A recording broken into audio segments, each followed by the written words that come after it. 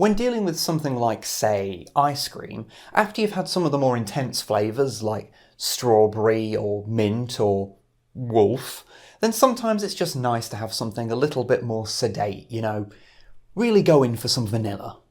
You do know that food metaphors are the literal bottom of the barrel when it comes to metaphors, don't you? I am aware.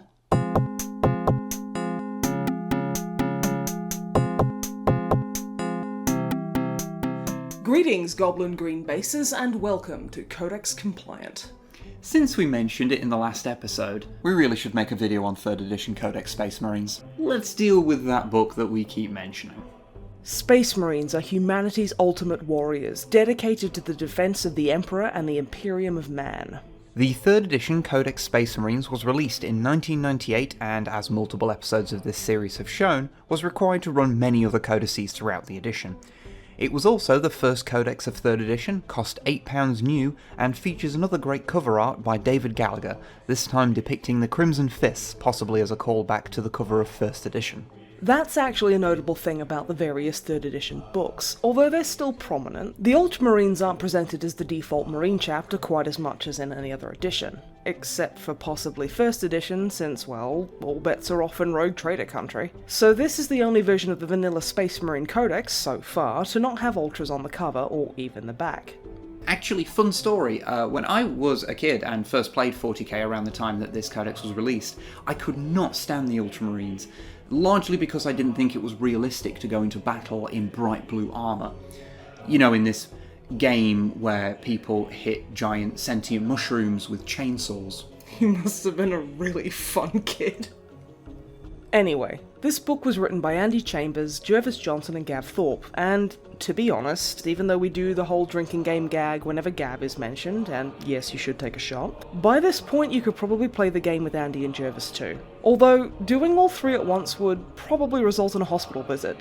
The very first thing you see when you open this book is the Ultramarines chapter. Like, the whole dang thing. In these two pictures you can see the entirety of the chapter, or at least that's what they say. We've never actually bothered to count them all. I mean, feel free to pause the video and check if there really are 1,000 of them. And as a follow-up, paint an entire miniature using only a single strand of human hair. The core units in here are what you would expect. Indeed, most of the changes from the previous edition were just shuffling units and options around. There are some new things, like the Landspeeder variants and the Vindicator tank, but for the most part what's in here is pretty recognisable even now, minus the things that would only come out after the release of this codex. Although there are some quirks, like Space Marine leaders, more on those later, or Predator tanks being separated into Annihilators and Destructors depending on if their turret had a twin las cannon or an autocannon respectively, or that Landspeeders could only be placed in squads if they carried one weapon. The Tornado and Typhoon variants had to go solo. Actually, I suppose now would be an apt time to talk about how Wargear worked in 3rd edition, since we've done multiple videos on these codices and not really brought it up. So you know how nowadays some command units, especially Primaris, have very few options with their Wargear? Well, in 3rd edition a lot of HQ choices were pretty heavily customizable since you just used whatever equipment from the armor you wanted. Rules-wise, you could pick up 2 single-handed weapons, or a single-handed and a two-handed weapon, as well as 100 points of Wargear. So, if you take the most basic HQ choice, a Space Marine leader, which is a 1-wound independent character with an identical stat line to a veteran sergeant because... reasons, well, you could take them as cheap as possible, say with just a bolter, and they'd only cost 32 points.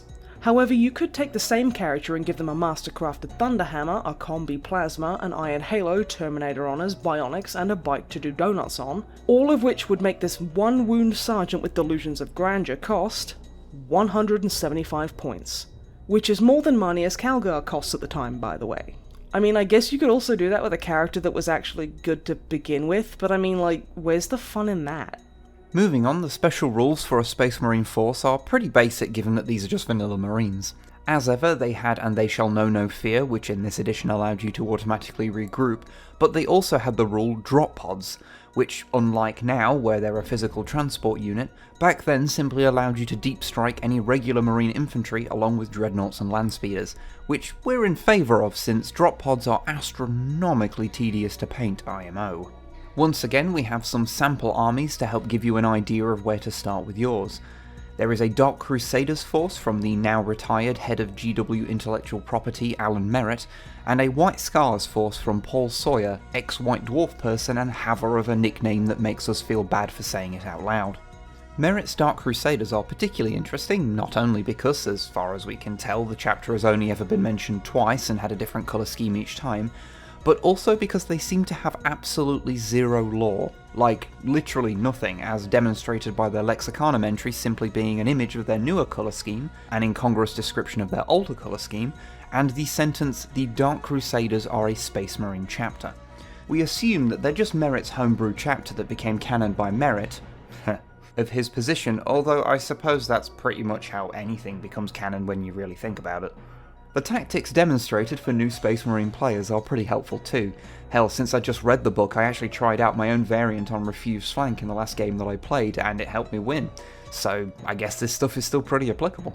Given that there are far too many Space Marine chapters in existence, we're always curious as to which will show up as example chapters in a book like this. We have a mixture of obvious ones like Ultramarines, Imperial Fists and White Scars, along with the more obscure chapters like the Rampagers, Marauders, or Doom Eagles. I mean, sure, the overly morbid Doom Eagles have actually had some attention here and there, but it's not like we get to mention them very often. And their name is very fun in a fake band made up for a movie kind of way. Okay, I'm going to be honest, the band that was used in the background of that image there is a band called Saxon, and the reason why I use Saxon was because my dad always used to joke about them being endearingly crap, and so they've always just been funny to me. Turns out that Saxon actually released an album on Games Workshop's short-lived record label, complete with 40k cover art and everything, so yeah, that's a thing we learned today. Another useful thing in here is that it dedicates a couple of pages to showing the strengths and weaknesses of the more common units, which is something that may be obvious to long-time players, but this sort of thing would be very useful to someone making their first army, and let's be honest, Space Marines are a lot of people's first army. Hell, they were my first army. Oh, and this was before Dreadnoughts had round bases, so you get to see them on the old tiny square bases where they had to put them on diagonally because otherwise they wouldn't fit. I mean, the Rogue Trader Dreads fit on them fine, but that's because they're very small and very precious. This codex also has a fairly in-depth guide on the basics of painting Marines, just the basics of painting in general, and even a little on making terrain. Once again, this gives a pretty grounded starting point for painting minis, which is just nice. We even get a little guide on the old Citadel inks, the precursor to the modern wash range which was still around at the time. It is also nostalgic to see the old paint pots again. It's just fun to look at a page and go, yes, I too remember when the spray cans looked like that. Good times, good times. The Heavy Metal Showcase is also pretty neat, if kinda small, as well as this veteran sergeant who seems somewhat upset that the rest of his command squad got a background and he didn't. There's this classic diorama by Mike McVeigh of the Emperor and Horus facing off, which is based on this old piece of artwork and was later reimagined as this more modern piece of artwork. We've actually seen this diorama in person and it's honestly really nice. The detail on the Emperor's armour is especially impressive. Speaking of fancy painting, we should probably mention the artwork. It's pretty much exactly what you'd expect if you've seen our other videos on early 3rd edition codexes. Special mention goes to this eccentrically haired Marine who wants to show you his favourite grenade, this Black Templar showing all of his mates his favourite axe, and this picture of Marneus Calgar that is just very... Never would have taken him for the sort of person to get a helix piercing, but I mean, hey, he's rocking it, I'm not going to judge. And that leads us onto our special characters. As you've seen, we have pre-Primaris, pre-Terminator, but post-Dino-desque Marneus Calgar, Chief Librarian Tigurius, the Emperor's Champion, who is the same as the one from Codex Armageddon, except you don't have to take him in a Black Templar army, Chaplain Xavier, and Captain Lysander. Although at this point he was just Sergeant Lysander, lacking his trademark Terminator armor or mildly hilarious fist hammer. The one character in here who isn't playable anymore is Captain Cortez of the Crimson Fists, a power fist wielding captain who keeps on fighting through injuries that would floor even a regular Marine. As such, his armor save is invulnerable, and that's about it, apart from him being stubborn. I suppose these days he's been replaced by Pedro Cantor as the Crimson Fist wielding Crimson Fist, although funnily enough Cantor is actually a much older character dating all the way back to the Rogue Trader rulebook and seemingly a play on Pete Cantor's name, who was a playtester at the time. At the end of Codex Space Marines there's a few interesting bits of information. There's a complete rundown of the precise amount of troops in the Ultramarines at a certain point in time, which I feel gives a better impression of the day-to-day makeup of the chapter.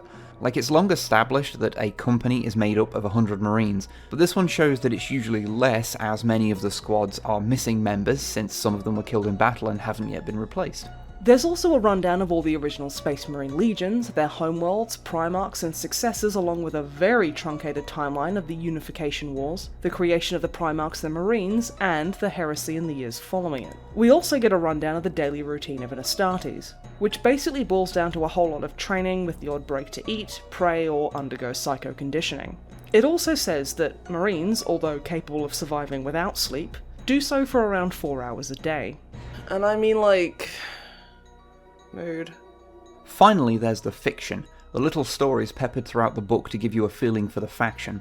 As well as the usual stuff where the Marines do a shooting and the things go dead, several do a very good job of showing that Space Marines, due to their autonomy, are a little separate from the rest of the Imperium and as such are not totally trusted on some matters.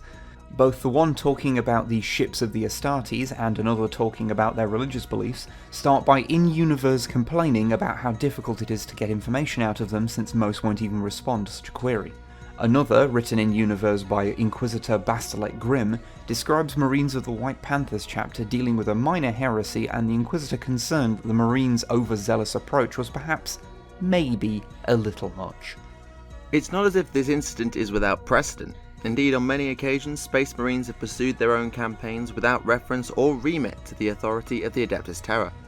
To think that there are 1,000 chapters, each 1,000 strong, of these warriors poised to strike anywhere in the galaxy, fills me with reassurance and dread in equal measure.